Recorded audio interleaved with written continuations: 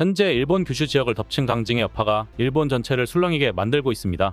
동일본 대지진 때와 비교하여 그 파괴력이 다소 떨어지며 대형 사고나 인명피해가 발생하지 않았지만 이는 작년부터 이어져 각종 기괴한 전조 현상들이 현실로 나타난 것이었고, 일부 전문가들 또한 이번 지진은 그저 시작에 불과하며 조만간 초대형 재앙이 일본 전체를 완전히 파괴할 것이라는 충격적인 예상을 내놨습니다. 단순히 일회성 지진으로 판단하기엔 진원의 깊이가 지나치게 깊은 곳에 위치해 있었기 때문이었는데요. 기시다 후미오 총리는 추가로 일어날 수 있는 지진에 대한 대응 태세 구축을 위해 9일 예정된 중앙아시아 5개국 순방도 취소한 상태입니다. 문제는 8일 지진의 진원이 난카이 해곡 전체로 보면 남서쪽 끝이지만 멀리서 지진을 유발할 가능성도 있다는 사실이었는데요. 일본 기상청은 지진 발생 후 난카이 트로프 지진 임시 정보를 발표했으며 일부 지역에서는 쓰나미 주의보가 발령됐고 최고 높이 50cm의 쓰나미도 관측되었습니다. 참고로 일본 기상청이 해당 경보를 내린 것은 2019년 관련 경보 시스템 제정 이후 처음이었다는 것인데요. 당시 기상청은 초기 지진 규모를 6.9 정도로 보도했다가 어떤 이유에서인지 갑자기 7.1로 상향 조정했습니다.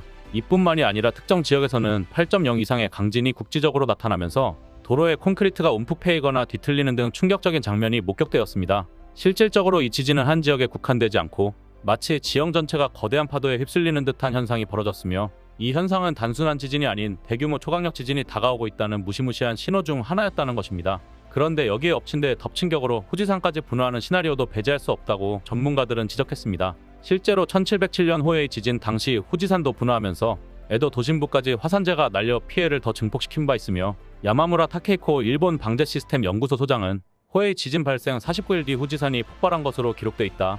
다음 난카이 트로프 지진 때 후지산이 조용할 거란 보장은 없다고 우려해 일본인들의 불안감을 더 부채질하고 있습니다.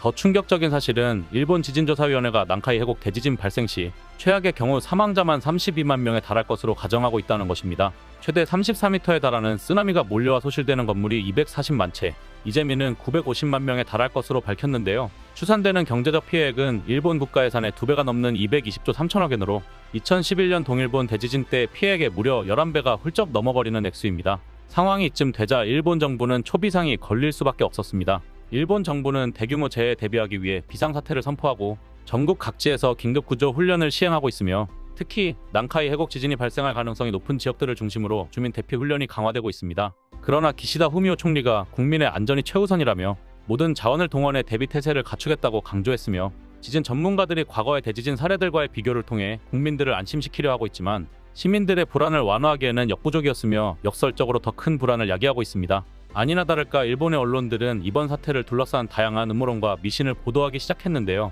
예컨대 특정 기괴한 자연현상이 대재앙의 전조라는 주장이 확산되면서 일부 지역에서는 대지진의 날이 예견된 날짜에 맞춰 주민들이 대규모로 대피하거나 자발적으로 생필품을 비축하는 사태가 벌어졌습니다.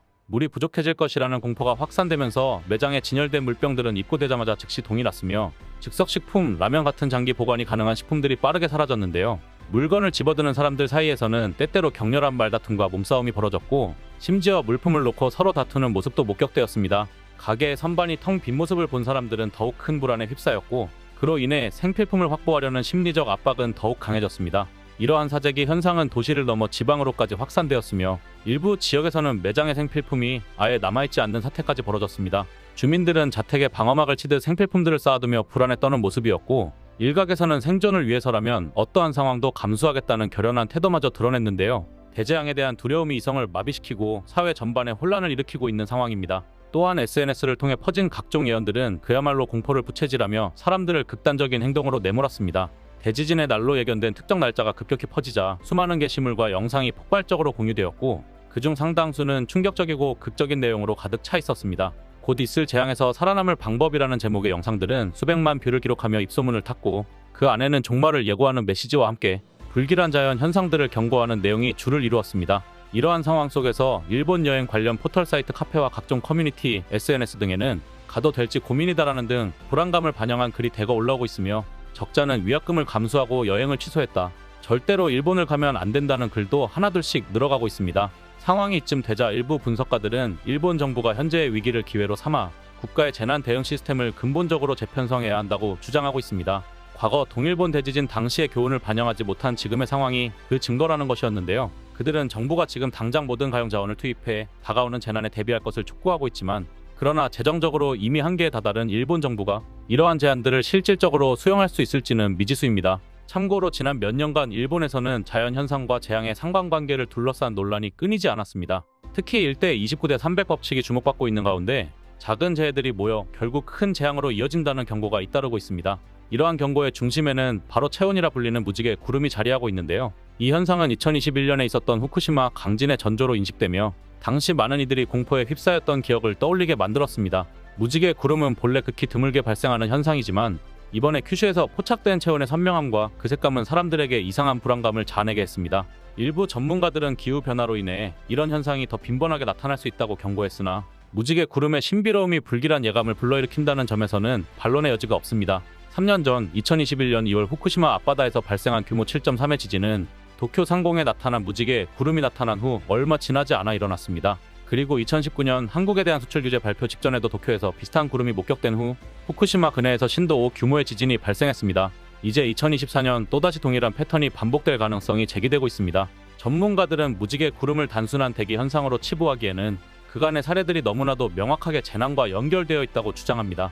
특히 도쿄와 그 인근 지역에 거주하는 시민들 사이에서는 이 구름이 나타날 때마다 공포와 불안감이 확산되고 있습니다. 과학적으로는 아직 명확한 연관성을 밝히기 어려울지 몰라도 사람들은 체온이 나타날 때마다 무언가 큰일이 일어날 것이라는 불길한 예감을 떨쳐내지 못하고 있습니다. 상황이 상황인 만큼 국내외 압력 속에서 일본 정부는 더 강력한 조치를 고려하지 않을 수 없게 되었습니다. 기시다 후미오 총리는 일본 내 주요 도시의 지진 대비 인프라를 확충하고 국민들이 재난 발생 시 신속히 대피할 수 있도록 하는 방안을 논의 중인데요. 여기에 국제사회와 협력해 재난 대응 역량을 강화하고 다가올 위기에 맞설 수 있는 공동 방안을 마련할 것을 준비 중이라고 전해졌습니다. 그도 그럴 것이 실제로 지난 2011년 동일본 대지진 당시 일본은 전 세계로부터 많은 지원과 연대를 받았습니다. 그 중에서도 특히 한국의 지원은 일본에게 큰 도움을 주었는데요. 그러나 최근 몇 년간 한일 관계는 여러 정치적, 역사적 이슈로 인해 긴장 상태에 놓여 있으며 이에 따라 한국 국민들 사이의 감정적인 갈등이 고조되어 있기 때문에 이러한 국민적 감정의 골이 과연 어떻게 작용할지에 대한 우려가 있다는 것을 일본은 간과해서는 안 됩니다. 일본 국민들은 현재의 불안 속에서 대지진의 공포와 마주하고 있습니다. 한편으로는 평온한 일상을 유지하려 애쓰면서도 다른 한편으로는 언제 닥칠지 모를 재앙에 대한 두려움에 시달리고 있는 것인데요. 만에 하나 재난에 대한 예측이 현실로 다가와 재앙으로 이어진다면 일본은 그동안 쌓아온 모든 것을 지켜낼 수 있을 것인지 아니면 새로운 도전에 직면하게 될 것인지 앞으로의 상황 전개에 따라 일본의 미래가 크게 좌우될 것입니다. 이상 블랙튜브였습니다. 시청해주셔서 감사합니다. 구독, 좋아요, 알림 설정은 더 나은 영상 제작 결정에 큰 힘이 됩니다. 이거. これやばい。これやばい。これやばい。